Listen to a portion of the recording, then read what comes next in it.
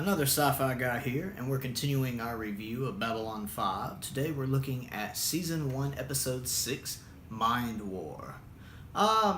This is an episode I really love, but mainly for one reason. It's the first time we get to see the Psycorps. Oh, I meant to show that, by the way, Season 1. It's the first time we see the Psycorps, and they're basically a group of telepaths. About 100 years ago, it was founded on Earth as a way to keep the telepaths out of the general public.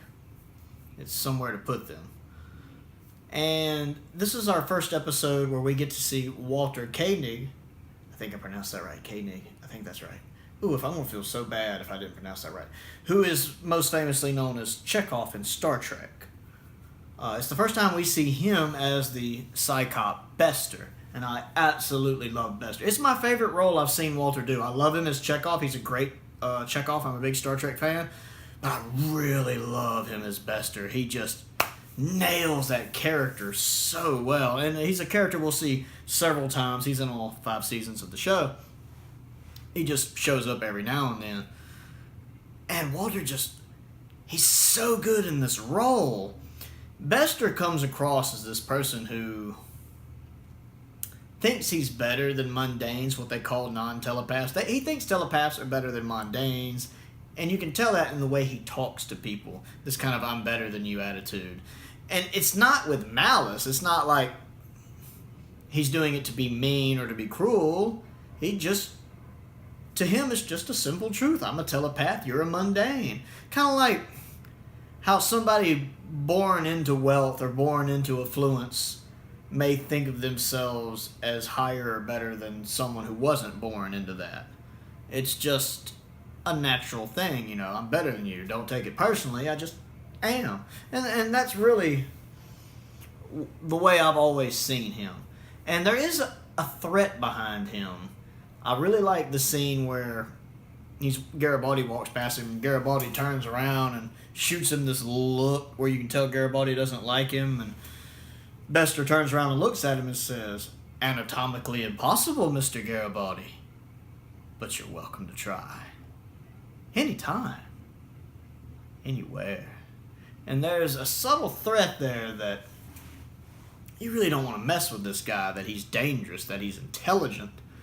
And I mean, the fact he can read your mind, definitely gives him an edge.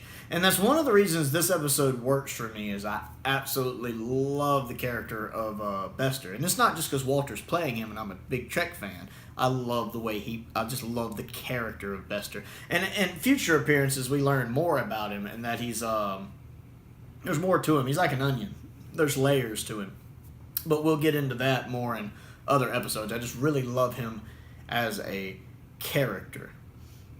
And the rest of the episode is about Bester and another telepath he's with. They're both Psycorps, which are P12 telepaths, the strongest rating of the telepath. Lita and Talia are both P5s, and teachers at the Institute are P10s. Only P12s are Psycorps. Anyway, they're both trying to track down a rogue telepath, and they think he came to Babylon 5, which he has. He has a former connection with Talia. And the actor who plays as the rogue telepath is fine. He's good. He does his job well. Something is happening to him. We find out about experiments that have been done on him, and it's causing him to change and his powers to increase beyond what they thought. And it's really good. It's not like what I call a great episode normally. The story's kind of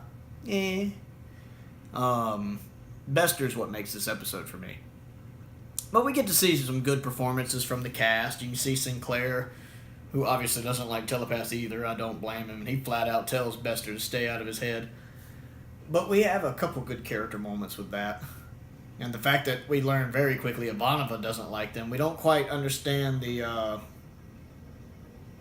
well, actually, we do understand, because it's already talked about how Ivanova's mother was a latent telepath, and she didn't want to join the Corps, so she opted to take drugs that canceled out her powers, but they also take a heavy toll on you. There's a whole backstory there. So Ivanova doesn't like the Psycorps, so we can tell she's not happy to see him. The resolution is all right. There's a few good special effects. I like when the rogue telepath, Jason, he puts up a force field on part of the station. I really like the special effect they do on the force field. That looks really good. The way everything kind of bends and turns. I think that's a really neat special effect that I wanted to mention.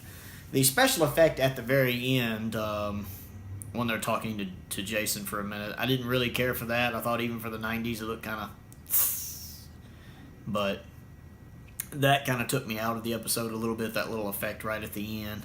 But the episode's alright. It works mainly to me because Bester is so well done. I really like him as a character. There's a couple other little things you'll notice too. Like if you watch the series, you'll notice his left fist always stays clenched.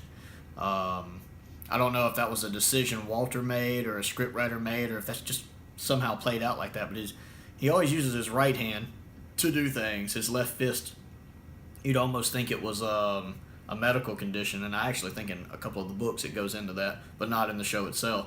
His left fist is always clenched, which I think is a neat little tidbit.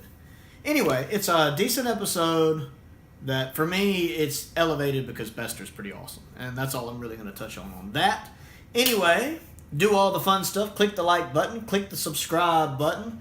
Also, check out my other YouTube channel, Prowl1701, PROWL1701, where I review high-end lightsaber hilts. Matter of fact, I just got in my Saberforge Prodigy lightsaber hilt. We'll be getting a review for that up soon. Make sure you check it out.